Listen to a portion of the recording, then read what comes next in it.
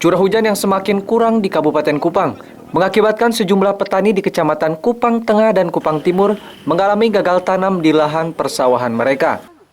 Untuk mengatasi persoalan itu, Bupati Kupang Korinus Masneno mengambil langkah dan solusi bagi para petani. Korinus telah membentuk tim sus penyuluh pertanian lapangan atau PPL dan menginstruksikan agar segera turun ke lokasi bersama para camat. Petani dihimbau agar mengalihkan lahan sawah mereka ke tanaman jagung dan sayur-sayuran. Dengan kondisi saat ini, para petani di Kupang Tengah dan Kupang Timur tidak bisa lagi memaksakan diri untuk tetap menanam padi. Salah satu alternatif lain yang bisa dilakukan adalah menanam jagung dan sayur-sayuran. Tidak bisa kita diam lagi, ini curah hujan begini, kita mau bagaimana? Ganti sudah di tanam jagung, ganti sudah di hortikultura. Gitu. Bagaimana Kupang Timur? Kupang Timur ini kemarau saja ditanam jagung bisa. Kok sekarang ada hujan, malah tidak bisa tanam jagung, dapat teori dari mana itu? Tidak benar itu. Itu hanya harus dihidupkan kembali, dibicara sama mereka. Siap gagal tanam, ini bukan gagal tanam, hanya karena memang ini mau sawah, sementara hujan tidak jelas. Hujan tidak jelas. Oleh karena itu, Kupang Timur ini sebenarnya bukan orang malas. Orang musim kemarau saja mereka tanam jagung. Kok ini ada hujan, masa dia gagal tanam? Hanya karena memang dia tunggu mau tanam padi. Tetapi hujan tidak datang-datang. Turun kasih tahu sudah. Kondisi begini hujan dia tidak akan menolong kita lagi. Mau tunggu sampai kapan kita tidak bisa tanam sawah. Turun sampaikan, rubah sudah pejang. Sekarang ini polanya ini. Bentuk tim sus, PPL, turun lapangan. Alihkan semua masyarakat ini untuk ke tanam jagung, tanam holti. Apa yang mau kita bantu? Apa mau kita bantu sekarang? Turun sudah. Mau kita bantu sekarang. Supaya kita nyambung. Kalau tidak ya benar kata wartawan.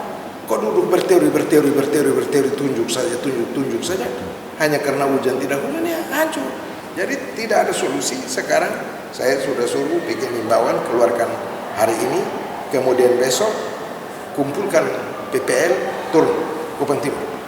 Cek satu apa yang harus kita bisa bantu sekarang ini supaya dia tanam minimal tanam jagung lah. Himbauan Bupati mengenai pengalihan lahan ini ditanggapi oleh salah seorang petani di Kecamatan Kupang Timur, Desi Balo.